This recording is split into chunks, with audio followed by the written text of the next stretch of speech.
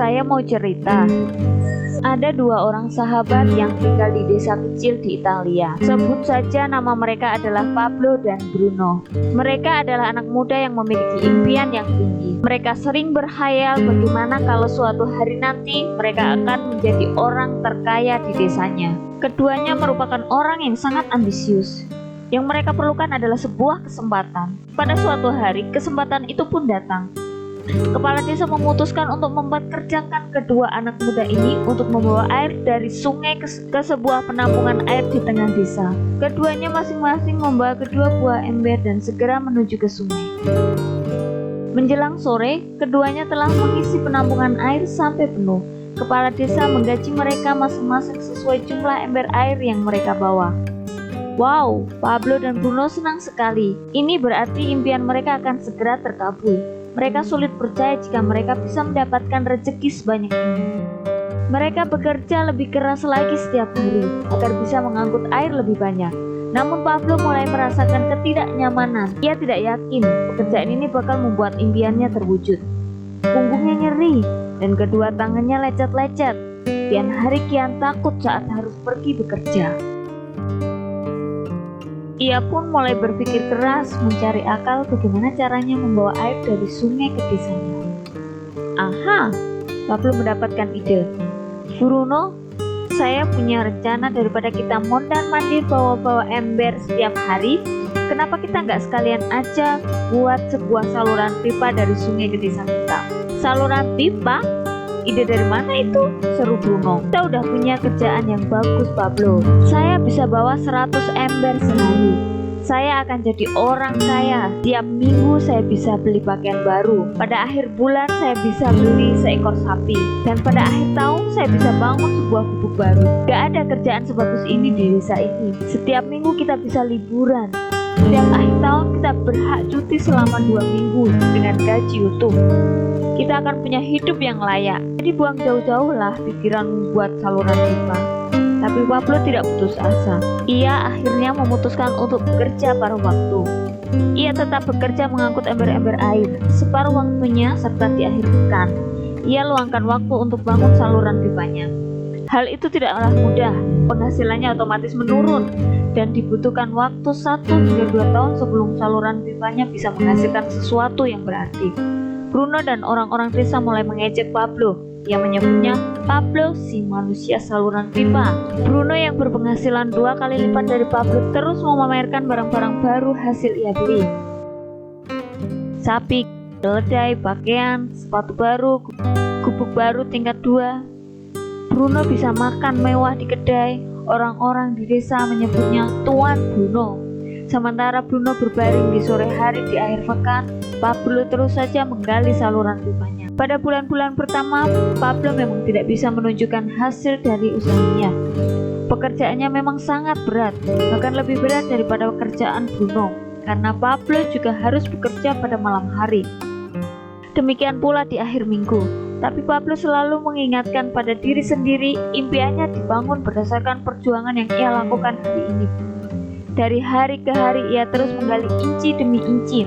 Sedikit demi sedikit, lama-lama jadi bukit. Dari 1 inci kemudian menjadi 1 kaki, kemudian jadi 10 kaki, kemudian 20 kaki, 100 kaki, dan seterusnya. Bersakit-sakit dahulu, bersenang-senang kemudian. Demikian dia terus menyemangati dirinya sendiri. Sepulang kerja tubuhnya lelah sekali, fokus pada hasilnya. Kata-kata ini terus ia ulangi dalam hati setiap hari saat hendak pergi tidur. Sementara dari bar desa itu terdengar gelak tawa mengiringinya ke alam mimpi. Ayo fokus pada hasil akhir. Hari berganti bulan, saluran pipanya sudah jadi. Saat beristirahat, Pablo melihat dari jauh sahabatnya Bruno yang terus saja mengangkut ember-ember. Bau Bruno tampak semakin lama semakin membungkuk. Dia menyeringai kesakitan. Langkahnya semakin lamban akibat bekerja keras setiap hari. Ia semakin jarang bersantai-santai di tempat tidur gantungnya. Ia lebih sering terlihat duduk di bar, duduk dengan wajah letih dan murung. Saat pengunjung bar melihat Bruno, mereka saling berbisik, "Hei, Ini dia Bruno, si manusia ember. Ia lebih suka duduk di sudut yang gelap ditemani botol-botol kosong di sekelilingnya. Saat bahagia Pablo pun tiba. Saluran pipanya sudah rampung. Orang-orang di desa berkumpul saat air mulai mengalir dari saluran pipanya menuju penampungan air di desa. Sekarang desa ini sudah bisa mendapatkan pasokan air bersih secara tetap. Pablo tidak perlu lagi membawa-bawa ember. Artinya, airnya akan terus mengalir baik dia sedang bekerja ataupun tidak. Air itu mengalir saat dia makan, saat dia tidur. Air itu mengalir di akhir minggu saat dia asik bermain. Semakin banyak air yang mengalir ke desa itu, semakin banyak pula uang yang mengalir ke kantong Pablo. Apa moral dari cerita ini? Pertanyaan yang paling penting untuk kita renungkan adalah, siapakah Anda? Seorang pembawa ember atau seorang pembuat saluran pipa? Apakah Anda hanya mendapatkan penghasilan jika Anda datang ke tempat kerjaan, seperti Bruno pengangkut ember? Atau Anda termasuk orang yang bekerja hanya sekali saja kemudian Anda dibayar terus-menerus seperti Pablo pembuat saluran pipa? Jika Anda termasuk orang kebanyakan, itu berarti Anda bekerja dengan pola pembawa ember. Anda membantarkan waktu untuk mendapatkan uang. Maksudnya, bekerja 1 jam dibayar per jam, bekerja 1 bulan dibayar per bulan, bekerja 1 tahun dibayar per tahun. Masuk akal kan? Masalahnya dengan sistem pembawa ember, maksudnya uang akan berhenti saat kita berhenti membawa ember. Artinya pendapatan kita hanya sementara alias tidak langgeng. Kalau di suatu pagi Bruno bangun dan punggungnya terasa sakit sehingga ia tidak bisa bangkit dari tempat tidurnya, berapa uang yang akan ia dapatkan hari itu? 0 besar. Yang harus kita sadari adalah kita tidak bisa bekerja selamanya karena faktor usia dan kesehatan. Jika kita tidak sanggup membarterkan waktu kita, maka kita tidak akan mendapatkan uang. Pablo jauh hari sudah menyadari keterbatasan ini. Nah, itulah dia langsung berpikir untuk menciptakan sesuatu sistem yang memungkinkan dia untuk terus mendapatkan bayaran, baik dengan cara barter waktu ataupun tidak. Pikirkan ini, bagaimana dengan Anda? Anda mau apa kalau besok penghasilan Anda berhenti? Apa yang akan terjadi kalau Anda dipecat? Apa yang terjadi kalau kemudian Anda sakit atau cacat sehingga Anda tidak bisa membawa ember lagi? Bagaimana seandainya perawatan kesehatan yang mendadak yang harus Anda jalani menghabiskan uang tabungan Anda? Apa yang terjadi bila uang tabungan Anda menguap dalam semalam? Kalau penghasilan Anda berhenti besok, untuk berapa lama Anda bisa membayar hipotek Anda, cicilan rumah, cicilan mobil Anda, pun untuk sekolah anak Anda? 1 tahun, 6 bulan, 3 bulan, atau 3 minggu?